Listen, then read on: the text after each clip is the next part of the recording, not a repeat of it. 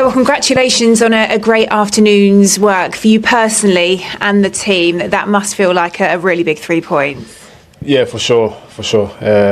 We knew it was going to be difficult, to get back to winning ways after our recent form. So, of course, tough game, and happy that we win, first of all, and happy to be on the score sheet as well. Yeah, take us through that first half. Was it a case of feeling your way through it, picking your moments, and really being patient for that opportunity when it would come? Yeah, I think when you're going through like tough times as a team, it's about fighting your way through to a victory, which it was today. We had to. It was not always beautiful, but we knew we had to get a goal and then defend our goal with our lives, and I think the boys did really well. Yeah, the goal came thanks to you. Does it feel like a weight off your shoulders, that first Premier League goal now? Yeah, of course. I'm aware that it's been a long time coming, and I've been trying to get back to my best form, and I'm still on the way, but I'm happy to have that goal. Is it something that has been weighing on you, and do you feel almost a release now that could be you up and running, that you have one on the board? I think it's a mix. Of course, the most important, the best feeling today is that we win the game. That's the best way to get a good spirit within the group, and that's helpful for the individual as well. But yeah, of course, I'm a striker, so scoring goals will always help me. How much belief do you think as a side then you can take from this, and what does it do for the direction of travel now for this team in a big week? Yeah, I think we have to use this win in a good way, but also be humble, because we've had a tough time. So one win doesn't necessarily mean that we're back. We have to stay focused and keep working hard to keep this momentum. All right, thanks very much for your time. Thank you. Thank you. Arne, is that relief, pride? How do you sum up your emotions after that one? No, to a certain extent, definitely a relief. If we've lost so many times, then winning is important. At least getting a result, and if you keep a clean sheet, you have a chance of a win. You have definitely a result, but because we scored two, we had a win. What do you think was key? I suppose particularly in that first half, where you look at some of the early goals that you've conceded recently. What perhaps made you more stable this afternoon? That we hardly conceded a chance, and that one chance they had didn't go in, and I think that chance was just before the final whistle. And in the meantime, I think we were able to create our chances again, as we've done throughout the past few weeks as well. But we gave away in other games much more than we did today, and that was, of course, from our side much better. And is that shape? Is it tactical? Is it belief? A mix of all three? It helps if you don't go 1-0 down after 5 minutes, because then you have to change the game and you are more open, and now we could control the game more, especially after going 1-0 up. The only moment when I saw when I saw my team had a bad run of results was, I think, the last 5 minutes when they went down to 10 men. I didn't saw a team. I saw a team that was surviving, but surviving in a good way, because they threw themselves in front of crosses, won their headers inside our box. But normally, if you're in a better run of form, the other team goes down to 10. You're able to outplay it a little bit better, but no time to criticize the game. I think we've played the game I wanted us to play. Hardly conceded anything and scoring 2 goals. It's interesting what you say there. I did wonder the lack of celebrations maybe around the second goal as well. Was that reflective of a side that has been through a lot recently? The lack of... quite muted celebrations we noticed from yourself and from the team as well. Yeah. I don't know, maybe they had to put a lot of effort in, or I don't know why it was. I think what I did saw was that it meant a lot to the players, and it meant a lot to our fans as well, because they had to travel a long way to come over here to support a team that's performing and having very poor results lately. But they were there for the team from start to finish, so that was, and I think they were, as we, very happy with the 2-0 when we scored that one. Does it feel like a significant goal for Alexander Isak? Yeah, I think it does. Yeah, he was already twice or maybe 3 times quite close to scoring his first today, but also in other games, but definitely also today. And No, I don't think I was planning to give him many more minutes because I saw him standing with his hand on his knees 1 or 2 times just before he scored.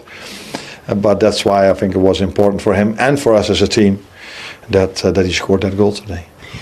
What does this result do then for the difficult period that you have been in and going forward in a busy week, which you can now try and build on? Yeah, it's a first step, although we know on Wednesday we face Sunderland again. We are a very strong team, played yesterday. So it's a very busy schedule for everyone. Good team, but it's a good first step for us that at least we won the game and had a clean sheet, and that's, I think, the way to move forward. But no guarantees for Wednesday. I hope, just like the away fans, the home fans will be just as supportive for us from start to finish on Wednesday, which we can expect because they're always like this. And hopefully the players can bring in the same performance as today. All right, thanks for your time today. You're welcome. Thank you. For the club. Yes, big moment for him, and he'd had a couple of chances first half. One he should have done better with a half chance, but there was a good save as well from a goalkeeper in there. But Wirtz is involved, he doesn't get the assist, but really clever pass on the edge of the box here into Gakpo, who, to be fair, probably just tries to find and put the ball into an area. But Isak does really well, finds space in the box. That is not easy, to find space in the box with so many numbers there. You see West Ham, I think they've probably got almost everybody back behind the ball. And we've just got Isak there circled, just drops off the defenders there, and it's a lovely cushioned finish. It's just one of them, as it just bounces just before him, he just gets a really good contact, Connor. Yeah, the spin of the ball, the way he takes the spin of the ball into the goal, and we mentioned before, it was like a punch way in it, so as he punches the ball, the spin just takes it into the goal, and it's a brilliant finish. But I liked his movement before it, and I'm not a striker, but as a centre-back, looking at West Ham centre-back, you have to go back into the zone to then find your way and defend the box. So him pulling out just gives him that little bit of space that he had to obviously finish it into the... Awesome for him. Yeah, it is. And what hasn't helped him, really, is probably the form of Ekitike as well. He was almost supposed to be the backup striker. Isak's supposed to be the number one. That was the case today. But it'd be really interesting, coming to a couple of games again this week, what the manager does, because I don't really feel that Ekitike deserves to be on the bench, really. But when you've got 3 games in a week, you can justify that in some ways. But I think for him and Wirtz today, that was a big moment. His first Premier League goal, but Florian Wirtz coming in and putting in a performance where he looked head and shoulders above everybody else on the pitch. And when you pay that type of money for both of those players, that's what it should look like. So we're definitely looking at him on extra time. We will be. Let's look at both of them. Right. We'll look at both of them on there. Look, West Ham were down to 10, and there was still a little bit of a nervousness about Liverpool, you would say. West Ham had a couple of half chances, so it was important to close it out. Oh, there was. But that comes with confidence, chappers. That comes with being on the run Liverpool have been on, being on the run where they've conceded a few goals, and that's what comes. But they needed this goal. They needed it. We mentioned Cody Gakpo throughout the game, and we know him, and what we know of him is scoring goals. That's what he brings, that's what he does. And it's a great finish. Obviously, Joe Gomez puts it into the box, and it's just a little bit of a hopeful ball into the box, isn't it? First time, and it's a great touch from Gakpo. Mavropanos obviously misjudged it. Great touch and swivel and volley into the goal. It's a brilliant finish. And Liverpool needed that at that spell in the game because there was just a little bit of a nervous energy around the place at the moment. It's fine margins, isn't it? Because if Mavropanos had got his head on that, all of a sudden there could have been a counter the other way. I know it's all ifs and buts. Yeah, but it was interesting watching Liverpool at the end of the game. And you could see the nervousness in them because they haven't won for so long. It was a pressure game they had to get something from.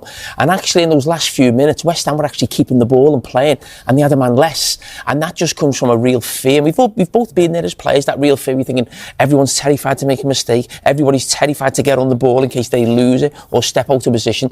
So I think confidence-wise, Connor's right. I think that'll do Liverpool the world of good going into the next couple of games again, which are 2 fixtures that they should win. It took him 6 games and 10 goals for Liverpool. Is it fair to say, Mo, then, that the overwhelming feeling, both for Isak scoring and Liverpool getting back to winning ways, is relief? Almost perfect day, wasn't it? No injuries.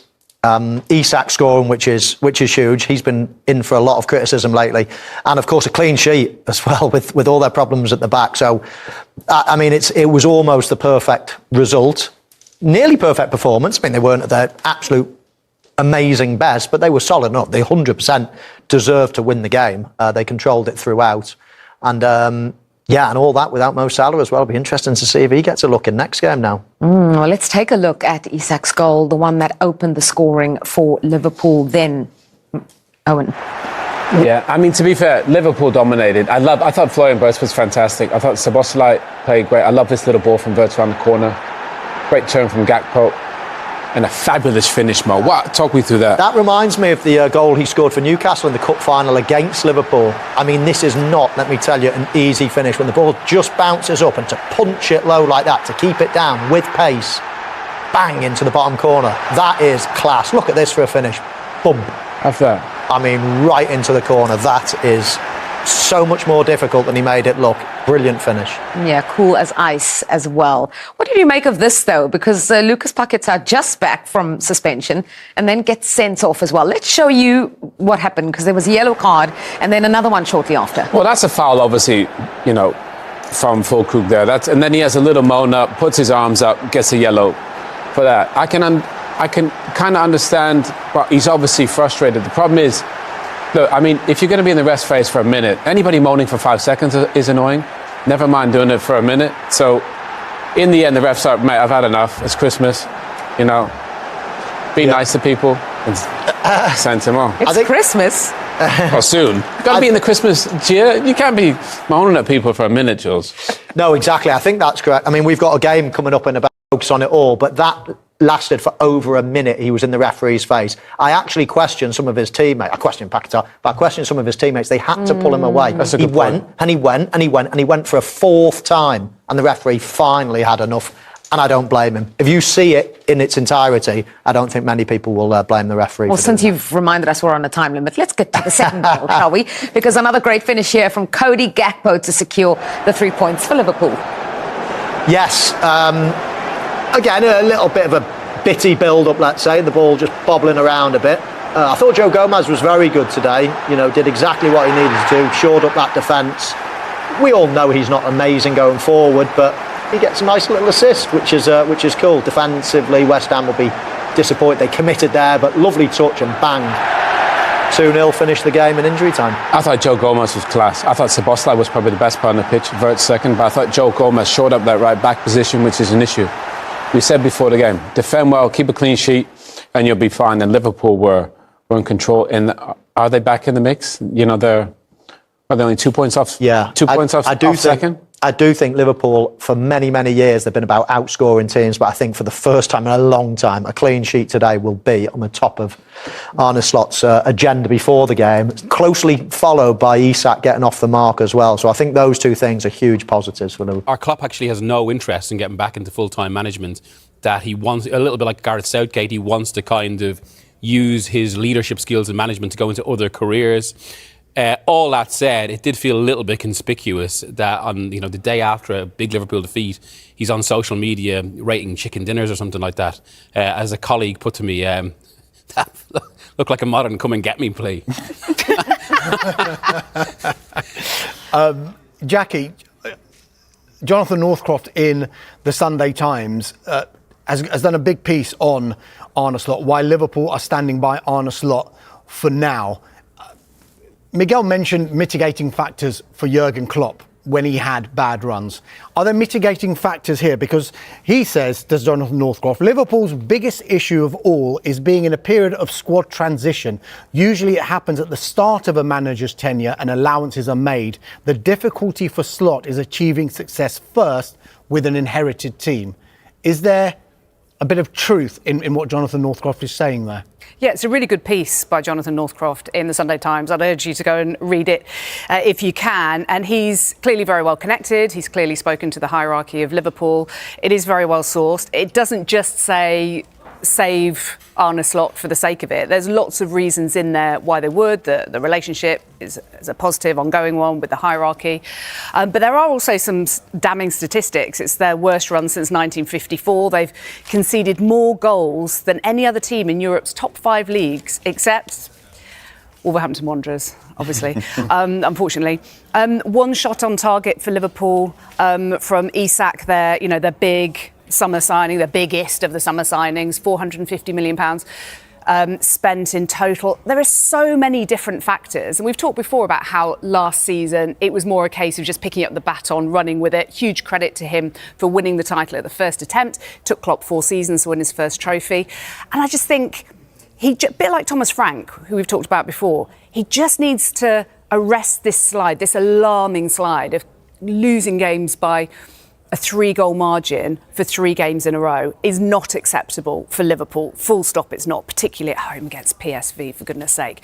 So he has to address that immediately, but there are lots of reasons. The defence is absolutely shocking at the moment. Konate's just lost whatever he had, whether it's confidence, whether he's one eye on a transfer in the summer, whatever it might be. The statistics, again, in that very good piece, 27% more long balls aimed at Liverpool's defence this season when Liverpool are continuing to play the way they play. Everybody else is going more direct, particularly against them. And that's exposing the 34-year-old legs of Van Dijk, who looks a shadow of the player that we know. There are so many factors, but what I don't think the solution is just chucking the baby out with the bathwater, getting rid of Slot now and then going, right, who's around? Forget Klopp, that's just putting 2 and 2 together.